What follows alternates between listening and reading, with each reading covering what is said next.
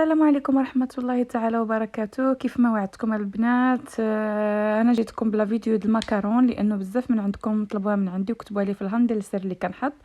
غادي نبداو في المقادير البنات ونتمنى ان يعجبكم لا فيديو. على بركه الله البنات غادي نوريكم الطريقه الصحيحه اللي يمكن لكم ديروا بها المكرون، تخدموا بها المكرون البنات. الحاجه اللي هي مهمه وجد مهمه ولا تبعتوها معايا، من المستحيل ان المكرون ما يصدقش معكم، من المستحيل غيصدق معكم 100%. اول حاجه قمت بها انا هو انني كنوزن. عندي هنايا غادي نخدم البنات 125 غرام ديال السكر ثقيل او السكر مطحون، يعني السكر كلاصي 125 غرام. غادي نخدم عليه، عقلوا معايا 125 غرام ديال السكر كلاصي. غادي نديرو معاه 90 غرام ديال بياض البيض. كي كتشوفوا هنايا حاولت نجبد بياض البيض. هذه غادي نحاول نثبتها كيف كتشوفوا هنايا. مثلا كتحط باش نوريكم من البنات اللي بغاو يعرفوا هذا الميزان. هنايا اول حاجه كتجبدي بالغرام، كنقلب هنا على الغرام.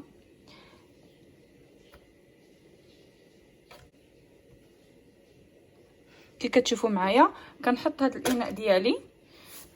فاش كتحطوه دائما كيوزن لكم الوزن ديال هذاك الاناء.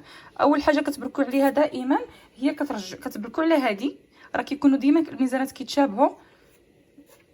كتبركوا على هذه، هيا رجعت صفر. هنا غادي نوزن 90 غرام ديال بياض البيض. كي كتشوفوا البنات حاولت ندير 90 غرام، ماشي مشكل داك الواحد لان فاش غادي نكبو في الاناء غادي دائما كيبقى لاصق واحد شويه، فلهذا حاولت نعادل 90 غرام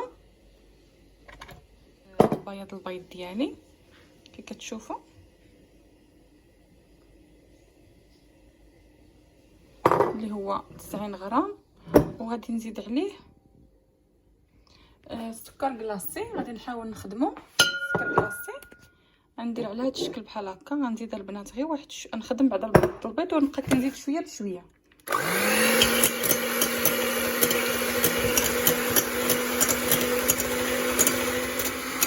غادي نحاول البنات هنايا نخدموا البيض بهذه الطريقه.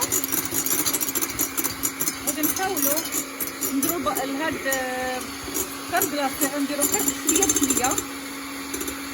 غنقسموا على 3 ديال القسمات. هذه القسمه الاولى،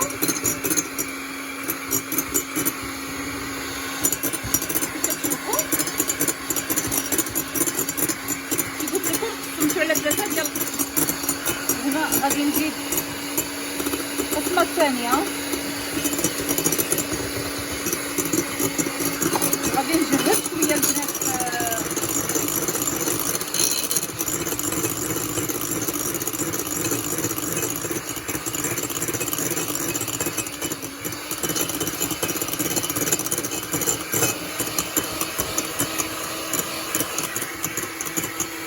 هنا. غادي نزيد القسمه الثالثه.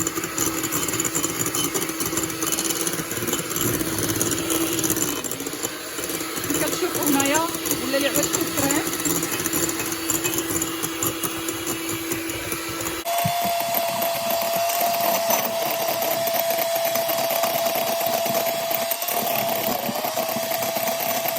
شوفوا البنات هنايا ما رخيت منها حتى كنشوفوها ولات دايره لنا بحال شكل كريم وواقفه. كي كتشوفوها كتولي على يعني واقفه ماشي جاريه.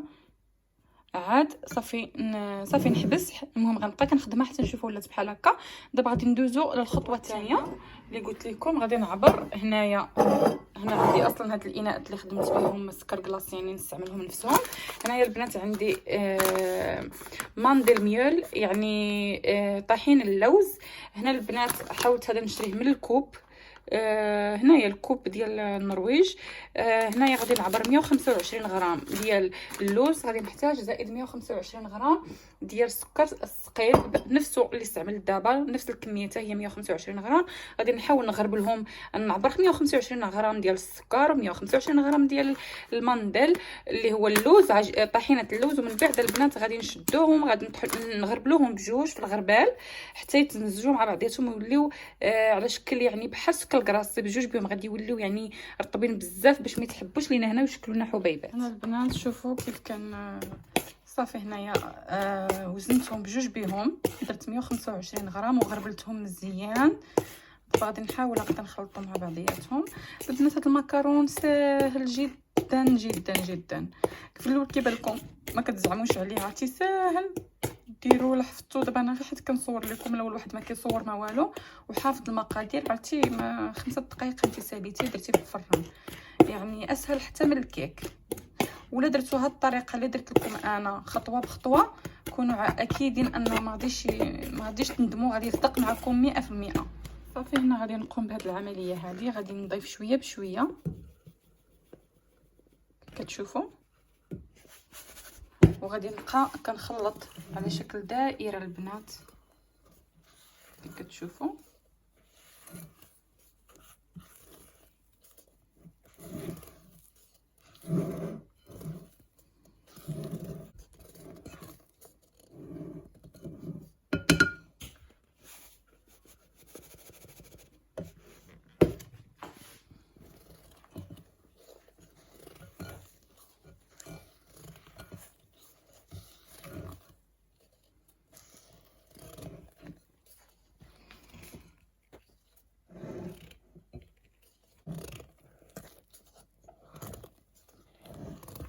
البنات ما تنساوش على انكم نتوما كتحركوا على شكل دائري كيف كتشوفوا معايا دابا انا غتحركوا على شكل دائري.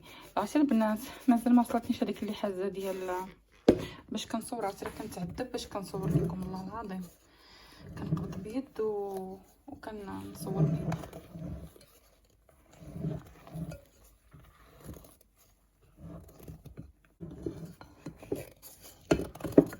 ضروري البنات غتقوموا بهذه العمليه كيف كنقوم بها انا، ضروريه جدا البنات. هو لا درتي له هاد الخطوات كيف كتشوفوا غادي يصدق معكم. هانتوما البنات مبقاش ليا بزاف،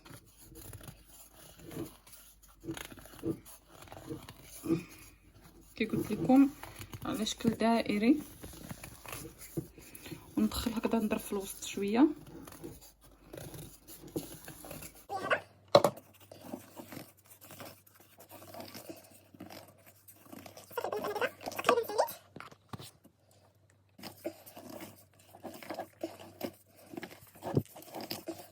صافي البنات هذا هو الموعين ديالنا كيفاش كيخرج لينا.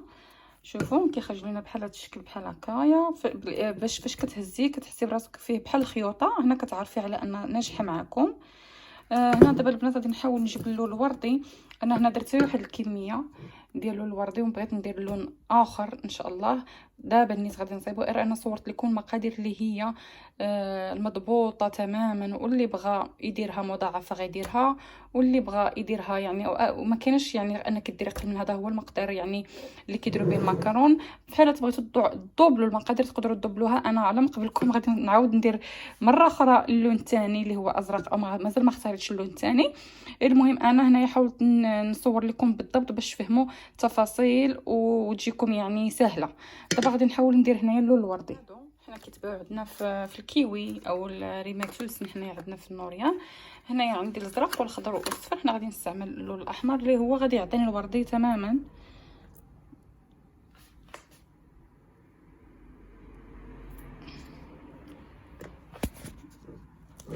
البنات حصلت على هذا اللون هذا اللي هو وردي غامق كي كتشوفوا معايا. ما بغيتش نديروا اللون فاتح، درتهم هاد المره بغيت نديرهم شويه غامقين، ديك المره كنت درتو شويه فاتح. عندي هنايا واحد البوش غادي نحاولوا نخدموا على هاد البوش اللي يكون الراس ديالها كي كتشوفوا سامبل.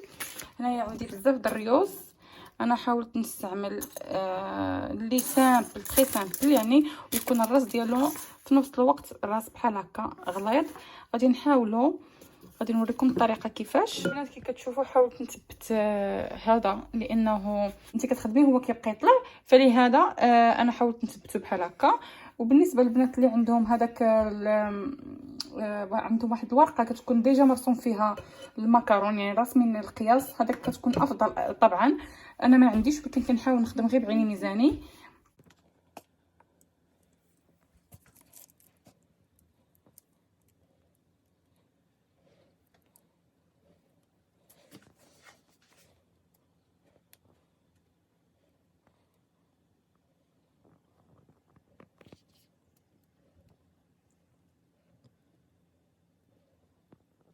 كيف كتشوفوا فحاولت نديرهم على هذا الشكل بحال هكا.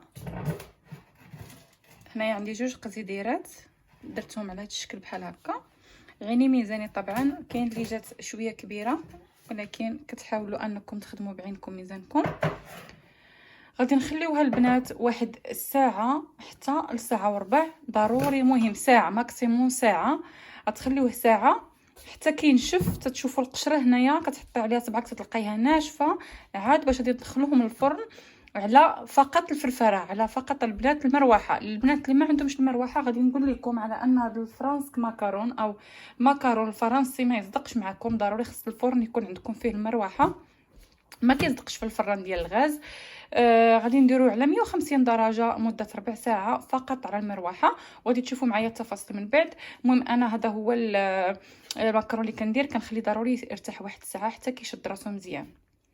وضروري البنات عندي هذا كي شفتوني ضروري بحال هاد النقيطات بحال هكا كتحاولوا تبركوا عليهم باش داك النفس ما يطرطقش لينا في الفران.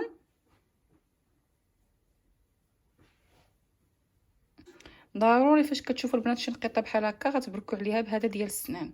المهم البنات ومن بعد غادي نحط بعد ساعه غادي نتلاقاو فاش غادي نحطهم في الفران، وغادي تشوفوا معايا كيفاش على اين طبقه غادي نحطو. انا خليته فقط على الفرفره 150 دقيقه حتى صافي وصلت ل 150 دقيقه، يعني سخن مزيان فقط على الفرفره كي كتشوفوا. غادي ندخل دابا المكرون ديالي. نتوما البنات هنا كي كتشوفوا فاش كتحطوا هنايا الاصبع ديالكم في المكرون كتلقاوهم يابسين، يعني القشره كاينه غير واحد القشره. غادي نحط دابا المكرون ديالي على هاد الطريقه بحال هكا البنات على 15 دقيقه. من بعد ما دازت 15 دقيقه بالضبط شوفوا كيفاش خرجوا ليا ما شاء الله. كيعجبوني بزاف هاد المكرون، فيهم واحد الطعم البنات غزال غزال غزال. هذه فاش بغيت نجبدها لانه مازال دابا سخون، باش ما بغيت نجبدها بالفران هذه قصتها بهاد الصبع هذا شويه قصات ليا. شوفوا البنات كيجيو غزالين، شوفوا القاع ديالو كيفاش داير هانتوما. واهم حاجه كتعجبني فيه هو الطعم البنات، عنده واحد طعم يعني اش نقول لكم هائل. غنمشي نحط القزبيره الثانيه هي هذه او الطاوه الثانيه. انا البنات هادشي شحال عندي ديال هما الزور حتى هما دايرهم، نوريهم لكم.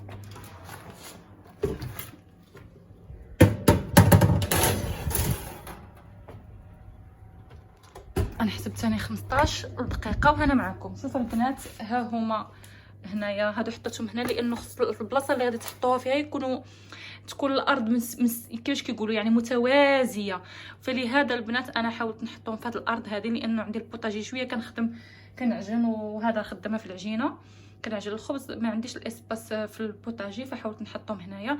هادو هو اللون الازرق اللي درت 2 قزديرات روز و2 قزديرات زرق. البنات درت هاد الشكلاط هذا في حمام مريم.